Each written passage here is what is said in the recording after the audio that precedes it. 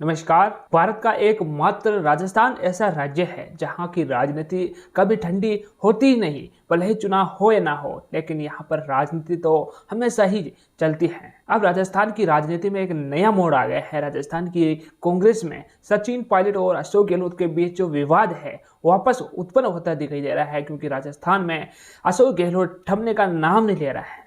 सचिन पायलट भले ही ये सोच रहे हैं 2023 के विधानसभा के चुनाव के बाद अशोक गहलोत राजस्थान की कांग्रेस में इंटरफेयर नहीं करेंगे, लेकिन मैं आपको ये कहूं कि अशोक गहलोत ने आने वाले चुनाव 2028 के विधानसभा चुनाव की रणनीति तैयार कर ली है। अशोक गहलोत 2028 में एक अलग ही तरह से अपनी एंट्री करने वाले हैं, जो कि सचिन पायलट के लिए बहुत ही चिंताजनक है। 2018 के विधानसभा चुनाव से पहले राजस्थान के कांग्रेस के प्रदेश अध्यक्ष सचिन पायलट थे और सचिन पायलट को ही राजस्थान का मुख्यमंत्री का चेहरा माना जा रहा था। लेकिन जब राजस्थान में कांग्रेस की सरकार बनी तब सचिन पायलट मुख्यमंत्री ना बनाकर अशोक गहलोत को फिर मुख्यमंत्री बना दिया गया, क्योंकि अशोक गहलोत की वही रणनीति थी कि आगे किस प्रकार हमें मुख्यमंत्री बनना है, वही रणनीति अब दिखाई दे रही है। भले ही सचिन पायलट अपनी पार्टी को जिताने के लिए जी जान लगा रहे हैं, लगातार जनता के बीच पहुंच रहे हैं, लेकिन अशोक गहलोत एक अलग ही तरह की रणनीति तैयार कर रहे हैं। अशोक गहलोत को पता है जनता के बीच जाने से कुछ नहीं होता है, लोगों के बीच जाने से कुछ नहीं होता है। अगर आगे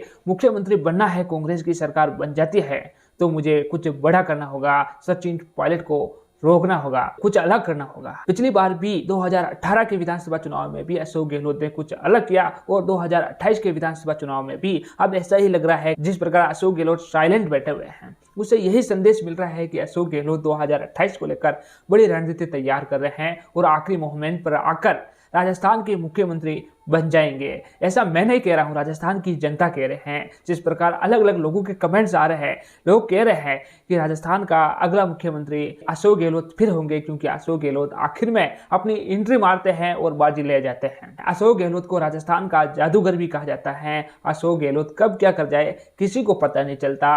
अब अशोक गहलोत साइलेंट दिखाई दे रहे हैं, जनता के बीच नहीं जा रहे हैं। यह लोगों के मन में बहुत ही ज्यादा सवाल खड़े कर रहे हैं कि अशोक गहलोत आखिर साइलेंट मोड में क्यों है।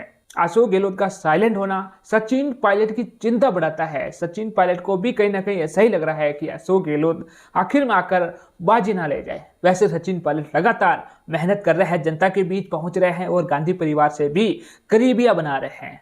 सचिन पायलट को भी अब लगभग ये समझ आ गया कि आगे मुझे मुख्यमंत्री बनना है तो आला कमान के पास रहना होगा, आला कमान के करीब रहना होगा।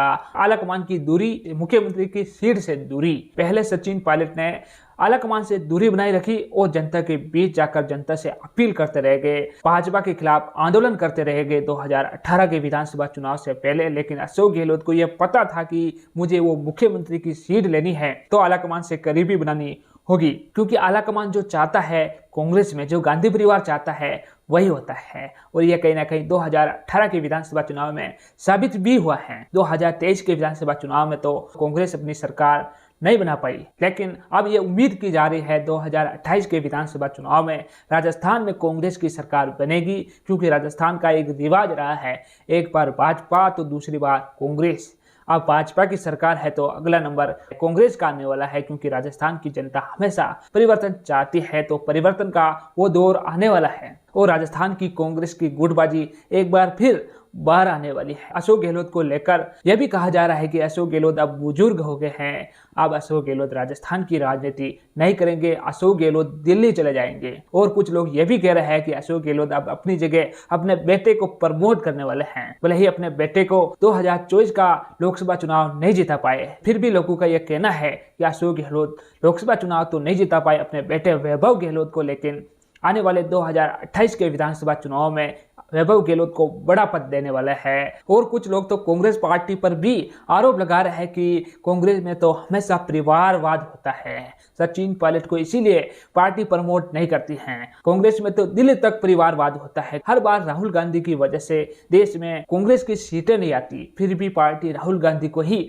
प्रमोट करने में लगी हुई है। अगर वहां पर किसी नए चेहरे को अगर प्रमोट किया जाता तो शायद देश में कांग्रेस की सरकार बनने के चांसेस मिलते। उसी प्रकार आज वैभव गहलोत भले ही हर बार चुनाव हारता है, लेकिन कांग्रेस उसे ही मैदान में उतारती है। कांग्रेस में लंबे समय से परिवारवाद होता आया है, भले ही वो राजस्थान हो या फिर दिल्ली, यहाँ पर हमेशा परिवारवाद ही चला है। परिवारवाद के कारण ही कांग्रेस की आज ये हालत है। और आगे भी अशोक गहलोत अपने बेटे को कोई बड़ा पद दे देते तो शायद आने वाले चुनाव में कांग्रेस का और भी बुरा हाल हो जाए। अगर वैभव गहलोत 2024 का लोकसभा चुनाव जीत जाता तो आज वैभव गहलोत का स्थान पार्टी में बहुत बड़ा होता, शायद वो सचिन पायलट से भी ऊपर होता।